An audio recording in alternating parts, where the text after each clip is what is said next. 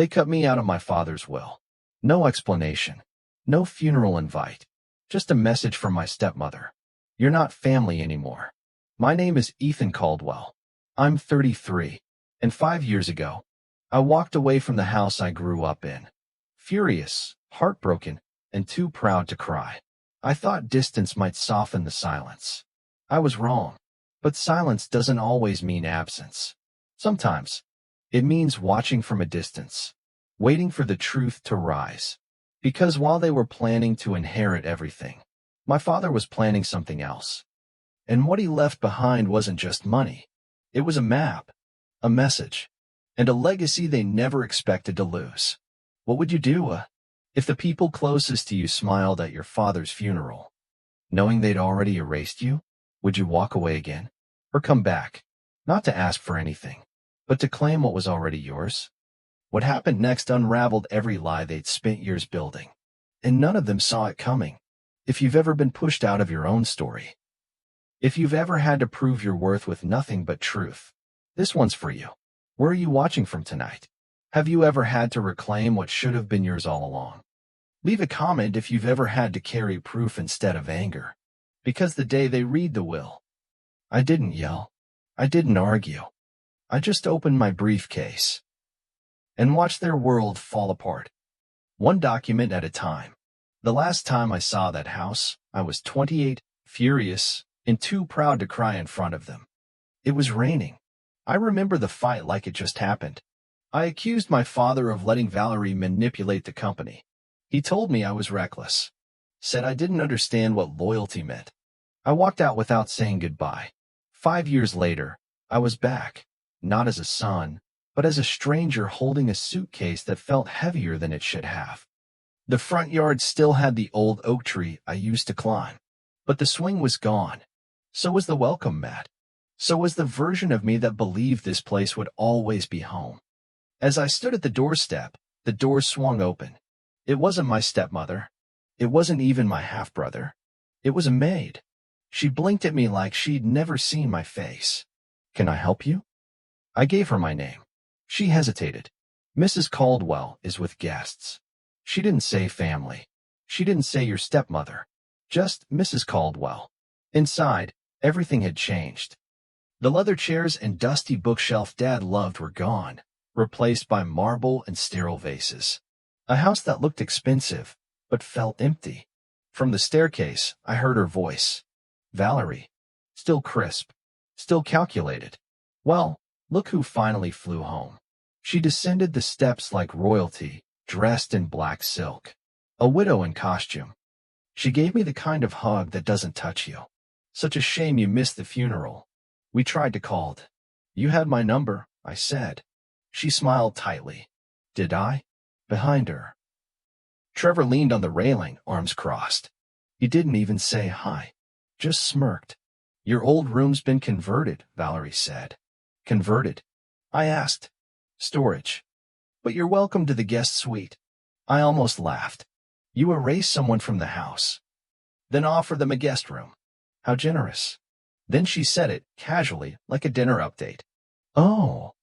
And Harold Stevenson is coming tomorrow morning. We're finalizing the paperwork." I froze. "You mean the will?" She nodded.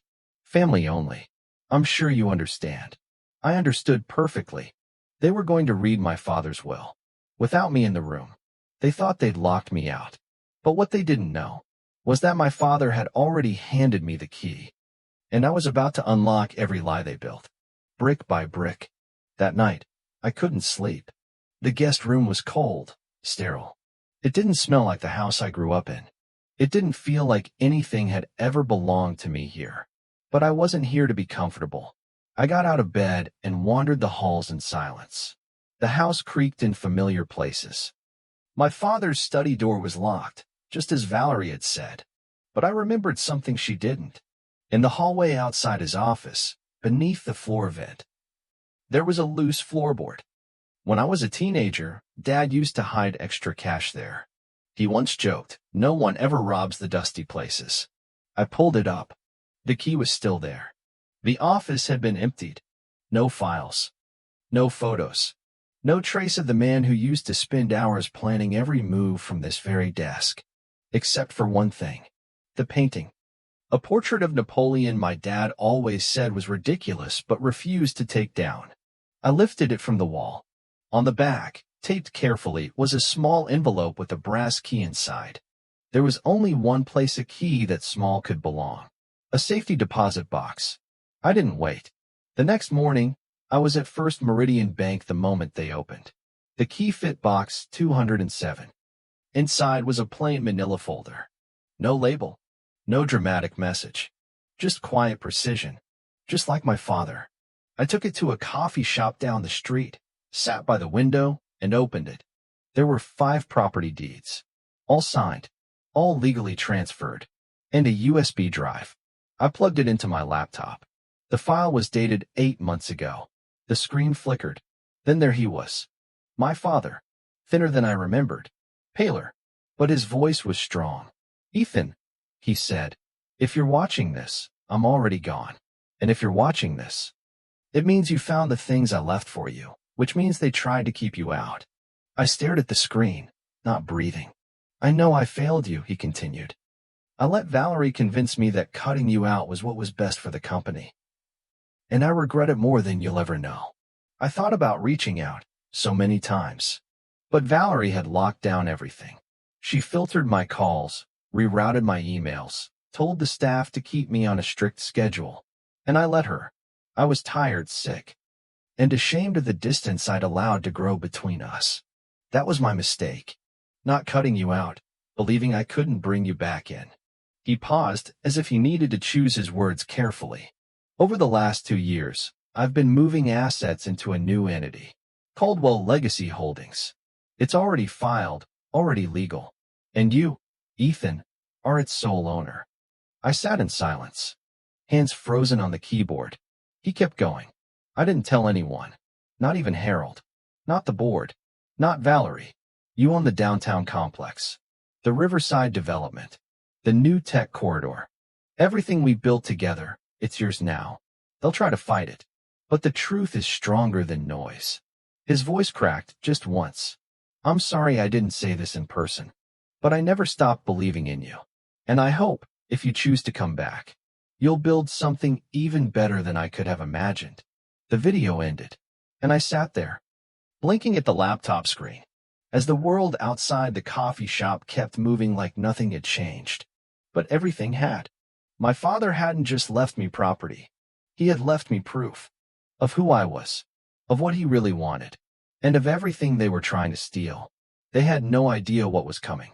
I called the one person I knew my father trusted, even when he didn't trust anyone else. Franklin Bell, his personal attorney for nearly 30 years. Franklin had a voice like gravel and a memory sharper than any accountant I'd ever met. He didn't ask why I was calling. He just said, "Come in. I was wondering how long it would take you." His office hadn't changed in decades. Old leather chairs, coffee that tasted like paper, and walls lined with case files that probably held more secrets than City Hall. He didn't offer a handshake, just a seat, and a folder already waiting on the desk. "I assume you found the video," he said. I nodded. "Then we don't have much time," he added. He flipped through the documents like he'd read them 100 times. Because he had. "Your father was very deliberate," he said. "Everything he did was to ensure this wouldn't end up in court. The deeds are legitimate. The transfers are airtight. And Caldwell Legacy Holdings has been active for 17 months. I could feel the breath catch in my chest. "He didn't tell anyone else?" I asked. Franklin looked at me over his glasses. He didn't want to give them time to prepare. "Valerie's been planning to sell the Riverside property for months. Already took meetings with Blackwell Group. But she doesn't know she doesn't own it." That made me sit forward. "She's selling something that isn't hers?" "She thinks it is," he said, "because she believes she won." I stared down at the documents in front of me. The Riverside project? The downtown complex.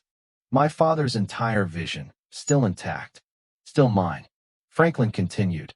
"Your father's official will leaves her the family home, a few accounts, and some income properties. Enough to keep up appearances. But the company? The land? The real power? That's already yours. I looked at him. Then why am I not on the invitation list for the will reading? Because Harold Stevenson is still the estate lawyer. He's always done what Valerie told him to. Your dad kept him in place so she wouldn't suspect anything. I leaned back, trying to absorb the weight of it all. Franklin took a sip of coffee, grimaced, and added, "She'll lose it, Ethan. When she realizes the empire isn't hers, she'll scream. She'll threaten lawsuits. But legally, she has nothing." I ran a hand over my face. "I don't want to fight." Franklin raised an eyebrow. "You already have one. The only question is whether you show up ready." He reached into his drawer and handed me another folder. "Bring this to the will reading. Make no accusations. Let them speak first. Then, when the time is right, open your briefcase." I looked down at the folder. Thick, precise. The same way my father used to write proposals. Franklin stood and walked me to the door. Just before I left, he said something I'll never forget. "Your dad always said you had his eye for timing. Let's see if he was right." Harold Stevenson's office sat on the top floor of an old stone building that my father used to own. It had been years since I had last walked those marble stairs. They hadn't changed, but I had. The receptionist looked up when I gave my name. Her smile flickered, unsure. "Mr. Stevenson is with a group right now." "I know," I said. "I'm part of that group." She hesitated, then disappeared down the hallway. Moments later, Harold himself appeared, still in that same old gray suit, but older, worn down. "Ethan," he said, no warmth in his voice. "This meeting is for close family only." I met his gaze. "I'm his only son." He didn't respond, just stepped aside, like a man being forced to let the wind in. The conference room door was already open. I could hear them laughing.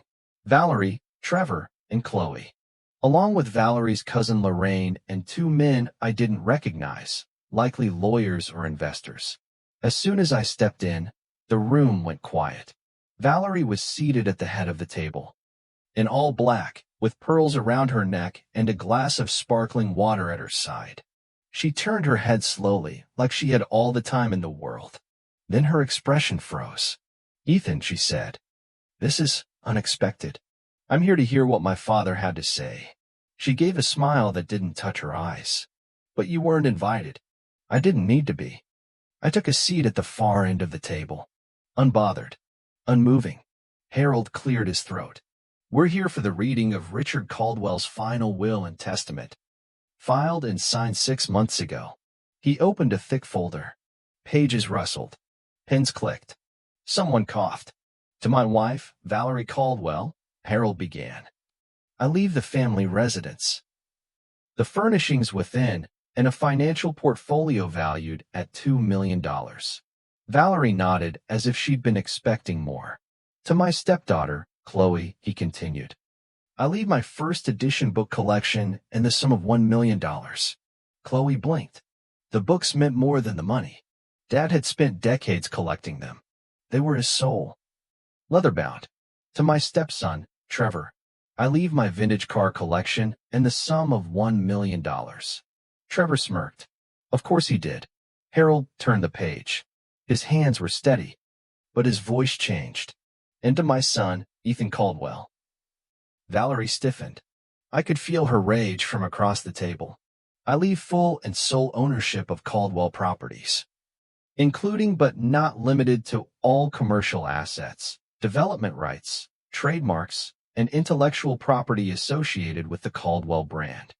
The room went silent. No one moved. Valerie set her glass down and laughed. "That's not possible. I was there when he changed the will." Harold's voice lowered. "There was a codicil, filed 6 months ago, legally binding. I received the copy the day after his passing." Valerie shook her head. "You never mentioned this." "I wasn't aware of it myself until it arrived." She turned to me. "This is your doing." I said nothing. Instead, I opened my briefcase, laid the documents neatly on the table. "These are the deed transfers, signed by my father over the last 2 years. The Downtown District, the Riverside Development, the Caldwell Tech Park, Valerie reached for them. Her hands trembled. These are forgeries. They're not. They're recorded with the county office. You're welcome to check. Harold took one of the deeds, scanned it silently, then nodded. They're legitimate. Filed and notarized properly. Trevor stood up, fists clenched.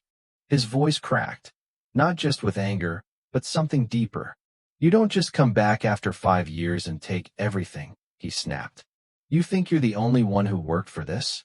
He made me believe I was finally good enough, that I could carry the Caldwell name. I stayed. I did the meetings. I stood by him when he was sick, when he wouldn't even say your name. I met his gaze, calm but unwavering. I'm not taking anything, I said. I'm honoring what was already mine. What he prepared for me while you were busy trying to sell it off. Valerie's voice cracked. You don't deserve this. You abandoned him. I looked at her, calm and clear. I called. I wrote. You told me you didn't want to talk to me. Chloe looked up then. Uncertain. What does he mean? I met her eyes. There are videos, letters, recordings. My father kept everything. Harold pushed his chair back. I think that's enough for today. No. Valerie said sharply. This isn't over. I closed my briefcase. You're right. It's not. The day after the will reading, the house was silent. Valerie kept to the master suite. Trevor stomped around like a thundercloud, and Chloe barely made eye contact. I spent the morning in the study, going through my father's old notes, contracts, and ledgers. Margaret, his longtime assistant, had dropped off a flash drive that morning with the words, "He wanted you to have this." He made me promise not to mail it. I plugged it in. More video files. More of his voice. Each clip was short, recorded at different properties. Some on construction sites, others from his office chair. They were like puzzle pieces, each revealing a corner of the man I thought I'd known. He talked about the Riverside development. He talked about affordable housing, preserving green spaces, partnering with local colleges. He even mentioned Chloe by name, said she had an eye for branding, that she might help someday if she ever grew out of Valerie's shadow. I sat back, stunned. Even when he was angry with me, he had still been thinking about all of us. Around dusk, there was a knock on my door. Chloe. She looked tired, older somehow. Like the truth was something she could feel pressing on her shoulders. Can we talk? She asked. I nodded and stepped aside. She walked in slowly, like the walls were watching, then sat on the edge of the bed, hands in her lap. I went through some of Dad's boxes, she said quietly, the ones Mom had put in storage. I found a journal. I stayed silent. She pulled out a small, leather-bound book and handed it to me. He wrote about everything, she said. The business. You. Her. I opened it. There were entries about his cancer diagnosis. About regrets. About seeing through Valerie's manipulations. Entire pages written about me. Lines like, I was wrong. Ethan was always the one who understood the heart of this company. I looked up at her. She hesitated before speaking, like she'd rehearsed this moment 100 times. There was a night, maybe a year ago, she said. Mom was on the phone with Harold. I overheard her say something about removing obstacles and cleaning up the legacy. She didn't know I was listening. I didn't want to believe she meant you. But something shifted in me that day. She looked away, then back again. Because I believe you, she said. And I think. I always did. I just didn't want to admit what Mom had become. I closed the journal gently. Before I could answer, a voice rang out downstairs. Loud. Angry. Trevor. I stepped into the hallway, just as Valerie's voice rose to meet his. Don't raise your voice at me, she snapped. You said we'd have everything, Trevor shouted. You said the company was ours. Now you're telling me we get nothing. You still have the cars, don't you? She hissed. I don't want his damn cars. I wanted the business. The power.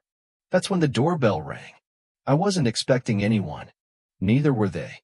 When I opened the door, a woman stood on the porch. She looked like no one I knew. But something in her face, the tilt of her chin, the set of her eyes, felt familiar. She held out a hand. I'm Lauren, she said. Richard was my father, too.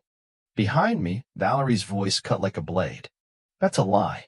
Lauren didn't flinch. He and my mother had a relationship before he met your precious Valerie. He kept in touch for years quietly. Because I asked him to. I stepped aside to let her in. Valerie was frozen halfway down the stairs, her face pale. I don't want anything, Lauren said. No money. No property. I just want to meet the brother I never had a chance to know. I looked at her hand, took it, and for the first time in years, I felt like I wasn't outnumbered in my own house. A week after the will reading, I stood in my father's office, my office now. The walls had been stripped bare when I first returned. Now, framed blueprints and old photographs had taken their place. One picture sat at the center of the bookshelf. Me and him, both in hard hats, standing in front of our very first project. Margaret walked in with a fresh set of reports and a gentle smile. The team's excited. Feels like the company finally has a heartbeat again. I nodded, flipping through the pages. Profit margins, staffing models, project timelines. But I paused on one line. Riverside redevelopment, pending approval. That had always been the dream. A project for the community, not just for profit. Affordable housing, green space, a place where families could plant roots and grow. It had nearly been sold off to developers who wanted glass towers and gated lobbies. Now, it was coming back to life. I called Lauren that afternoon. We met on the empty plot of land by the river, wind brushing through the tall grass. She wore hiking boots and carried a sketch pad filled with community layouts and green space ideas. I teach environmental planning, she said. This land could be something beautiful. We walked the site for an hour. She told me stories I'd never heard. How Dad would visit her campus, quietly fund scholarships, send birthday cards no one else ever saw. For a man who was so careful with public image, he had spent much of his life doing quiet good. We stood in silence as the sun dipped over the river. I wish I'd known him like you did, she said. I think we both knew him in different ways, I replied. Back at the house, I found Chloe packing a small suitcase. I'm moving downtown, she said. I can't stay here. Mom's been talking about leaving. She blames you, of course. But I think deep down she knows she lost this the day she started trying to control him. She paused at the door. Thank you for not shutting me out. You didn't shut me out, I said. You were just stuck in the middle. She gave me a long look. I want to work for the company, not because of inheritance, but because I believe in what you're building. I smiled. We've got room for people who give a damn. That night, Valerie asked to speak to me. We sat in the garden, beneath the old oak tree, the one she once tried to cut down. Her posture was perfect, as always, but her voice had lost its edge. I'm leaving, she said. Where will you go? Connecticut. My sister's there. She still thinks I'm married for love. I don't have the energy to explain it was both. She looked out across the yard. Her gaze lingered on the empty swing, the overgrown hedges. I did love him. You know, I believe you.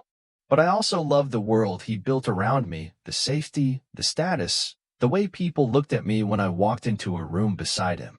And when that world started to crack, I held on too tightly.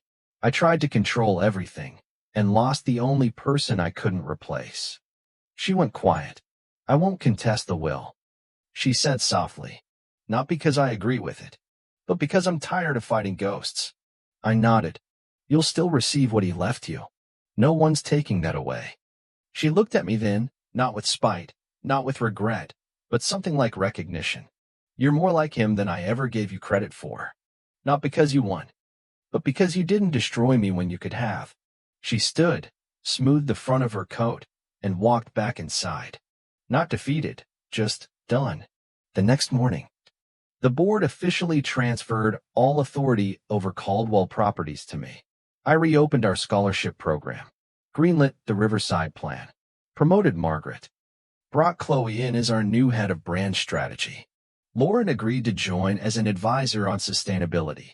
And on the door to my office, I hung a small plaque that read, Property is permanence, but legacy lives in people. The words weren't mine. They were from a note I found in my father's handwriting, tucked into the last file he ever touched. Months later, On the day we broke ground at Riverside, I stood before a crowd of employees, city officials, and local families. The wind was soft, but steady, like the beginning of something that knew where it was going. As the first shovel hit the earth, I felt it. A presence. Not just Lauren or Chloe beside me, but him, my father. The man who built everything from nothing, not for glory, but for continuity. The man who once doubted me, but still made space for me in the silence. And as I looked out over the land he left behind, no longer just real estate, but responsibility, I finally understood. He hadn't just trusted me with a company.